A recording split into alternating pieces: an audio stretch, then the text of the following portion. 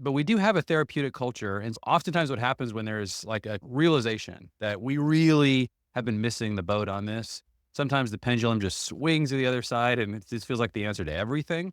So I heard a couple of clips the last couple of weeks that tied together this question as to not only the therapeutic culture that we've been embracing collectively, but also because we haven't actually talked about therapy enough nuance between like a father versus maybe like a single woman. Like we just talk about it very generally speaking. And so I want to play a couple clips and I'd love to get your guys' thoughts on this. One of the reasons that teachers might give that they want boys to write about their feelings and they want schools to be more feeling centered is that they think this is necessary to combat the dangers of some unhinged masculinity or something.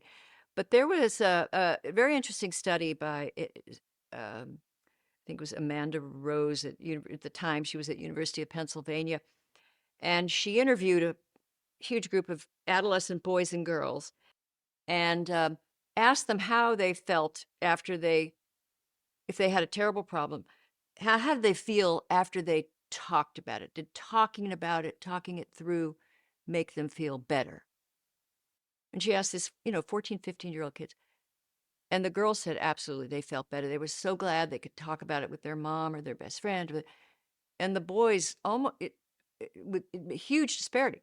The boys said, first of all, they thought it was weird. And that was the main word that kept coming up, and a waste of time.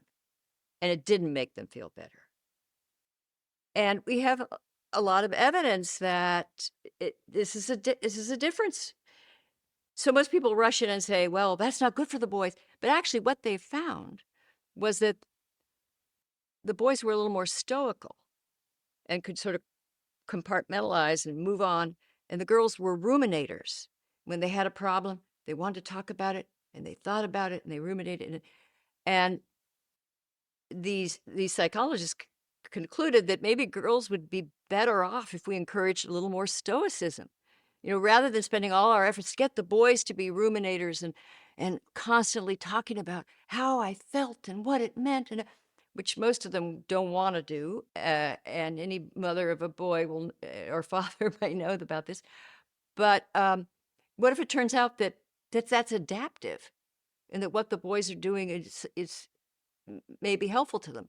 And maybe we've in this highly therapeutic society where we're so focused on people's emotional states and things. Maybe girls have a tendency for that. Maybe we've exaggerated it, and now they have to cope with all of the highs and lows that can be brought on by this social media and what people are saying about you, what's going on, all that. It may be just impossible. So it just may be unfortunate uh, that all of these things have come into play at once, and the sensitivity of girls, which we have encouraged, is helping, uh, adding to the misery. Okay. So I find that really interesting observation. So that's kind of setting us up. There's one more clip I want to show you guys and then we'll dive a little bit deeper. I just want to highlight her point. There's 2 points I think that she's making that I think I don't really hear very often. One is to draw the distinction between how we treat males and females in this area. Like it feels like that's gotten very combined. But then she uses this word, maybe it's adaptive for men to be able to compartmentalize their feelings. Maybe the assumption that we need to be treating boys like girls is overplayed, or that we need to think about human beings as essentially androgynous. How do you decide what's adaptive for a male or female? And our answer to that is really, I think, specific, and I don't hear very often, which is the definition of what's adaptive is what is going to turn that girl into a good mother someday, or what is going to turn that boy into a good father.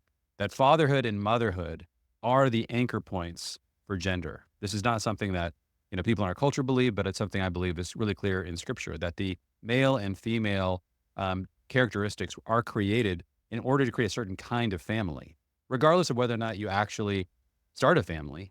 That's why those genders exist. You can see it biologically, it's incredibly obvious.